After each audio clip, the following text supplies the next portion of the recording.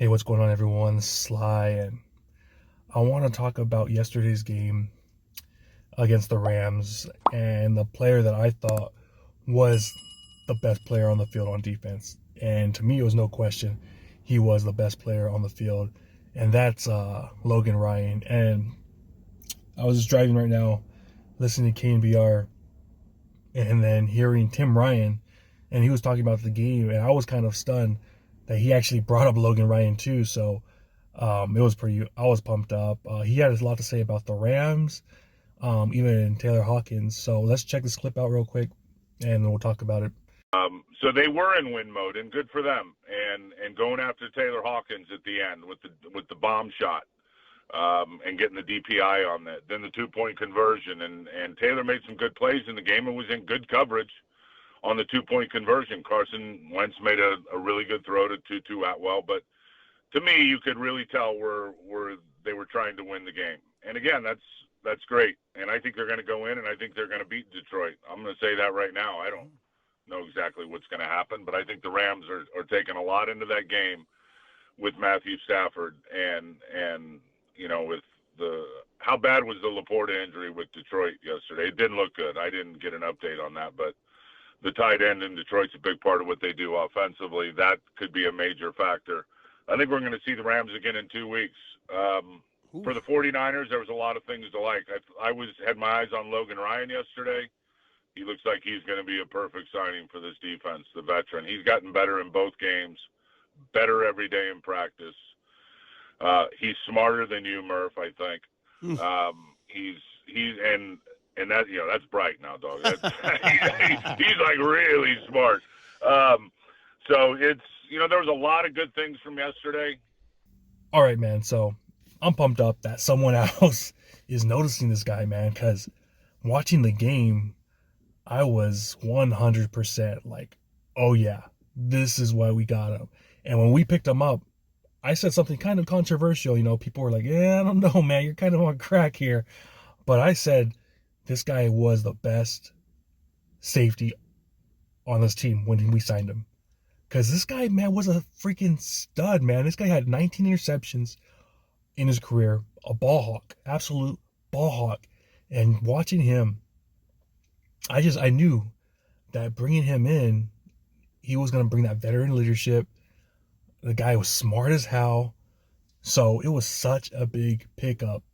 And to me personally, watching him play, it verified everything, man. Everything that he was doing, hitting the guys in the backfield, covering dudes, one-on-one. And remember, Puka Nacua in that first half, he didn't get the record. And there was, at the end of the first half, they were trying to go to him. Who was guarding him? A lot of those plays, it was Logan Ryan. He was on him like white on rice. Absolutely unbelievable what he was doing out there. And if you watch the game, if you rewatch it, you could hear Mark Schlereth. And he's single-handedly, he's pointing out Logan Ryan. He's talking about him. And he's like, hey, dude, this guy is so savvy. He's such a good player. He was gushing. He was absolutely gushing over Logan Ryan. And I was pumped up, man, because Mark Schlereth, he's a smart dude, man. He was covering the game, and he was just over and over, compliment after compliment. At one point, I was like, all right, enough. I get it, man. This dude's a solid-ass player. Like, he's a stud. And honestly, man, I love it, man. I absolutely love it. I think this guy, if it were me, if I'm the coaching staff, and I know they're going to have this discussion, who are we going to start in 2 weeks? Is it going to be Jair Brown? Is it going to be Logan Ryan? Me personally, I'm telling you right now, I said this when we picked him up. He is right at this point. He's better than Jair Brown. He's better. The veteran savvy dude that's been around. He right at this point in their career, because Jair, he's a rookie, man, and sometimes that scares the crap out of me. Just like Jake Moody, he scares the crap out of me. So who am I gonna go with? I'm gonna go with the veteran, man. To me, it reminds me. I'm a boxing fan, a huge boxing fan, and I remember when Eric Morales, he was an older guy at the time. He was like almost freaking 40, man. And they put him up against some guy named Pablo Cesar, who was an undefeated fighter. Gano. So, and it was supposed to be, he was supposed to get his ass kicked. It was supposed to be just a bloodbath, and yet freaking the veteran out there was giving this kid a boxing lesson. That's what it reminds me with Logan, man. This guy is so good. He is such a great player that I was just like, he actually exceeded my expectations, which I already had him pinned after Hufang got hurt as the best safety on this team. So to me, in my opinion, you can't go back. Like, you can't go back. He was the best player on the field yesterday, and I loved it, and it was kind of, to me, it was a little bit disrespectful because, okay, Taylor Hawkins out there, in that first half, he was on fire.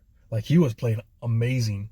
And I was so pumped for him. I was like, you know what? Maybe I wasn't 100% right on my evaluation on Tyler Hawkins, because in the preseason, I saw him get toasted and I saw him miss tackles. And so I was like, no, man, I'm sorry, he can't be on this team. Maybe practice squad develop him, but I didn't see it. And that first half, I was like doubting myself, like, oh, dude, maybe I was heck wrong about this dude, because he was playing awesome. However, in that second half, man, he was getting beat, got the big ass penalty, missed a few tackles, got beat from the 2-point conversion. He didn't play bad. But it wasn't great. I know PFF gave him a brutal score. I think they had him the third worst player on the field on defense. And I get it. He made some mistakes, some big mistakes, but he's young. And I think there was some promise to him, but that's kind of why I didn't want him on the roster, because I felt that he still is growing and he still needs work. And yeah, that second half, it proved it. But after the game, everyone was around Taylor Hawkins, and just, I get it. He got the interception his first game. That was awesome, man. That was absolutely amazing. Good for him. But right behind, man, they're doing an interview with like 10 different reporters all over him. And then you have Logan Ryan, man. The disrespect. No one coming up really to interview him. It was funny, man. To me, I was like, dude, if I were a reporter, the guy I'm going up to is Logan Ryan, because he definitely deserved his flowers, man. He really does, because he was great out there. I get it, Taylor Hawkins got the interception and all, but you could just tell that Logan Ryan, there's levels to this. And Logan Ryan, man, absolutely amazing. Now, you hear Tim Ryan talk in a podcast about the Rams going up and probably going to play them again. And I 100% agree. We're most likely going to be playing the Rams in 2 weeks. In my mind, there's no question about it. It's going to be the Rams. And for me, it's kind of, it's going to be a good game between the Rams and the Lions. But Laporta, man, him being out for the Lions, that's going to be huge right there. Because, Jared Goff, he's someone that likes locking on to receivers. And Laporta, that's like his number one target. I think he was one of the best tight ends in the NFL this year. So not having him, I know they have a few other guys out there that are solid players, great running game, great line. But that's going to be a huge factor in that game. So to me, unless the Packers can upset the Cowboys, which I don't see that happening, we're probably going to have to play the Rams, and that's the one team that is dangerous. So it looks like it might, early initial thoughts is going to be, if we want to get to the Super Bowl, we're going to have to beat the Rams at home. We're going to have to beat the Cowboys at home. So that's what it's looking at right now. I really wanted to win this game, because I personally would rather have the Rams and the Cowboys knock each other out. That's why I was a little bit bitter, because I wanted the Rams, I wanted them to get that 7 seed, but Sam Darnold, fucker, I'm just kidding.